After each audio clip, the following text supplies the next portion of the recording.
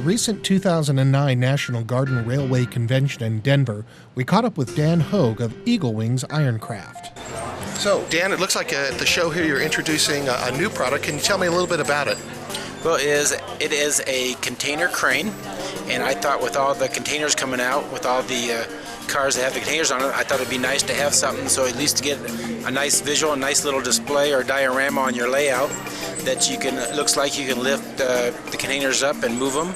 And it comes with a container and a couple guys, and it actually rolls back and forth, and the crane part you can actually slide back and forth to set different scenes for your layout, so it doesn't have to be the same scene all the time.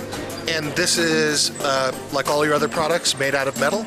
Yes, it's all made out of metal or steel, and it's powder coated with rust resistant primer, and then of course you can paint it to whatever color you want.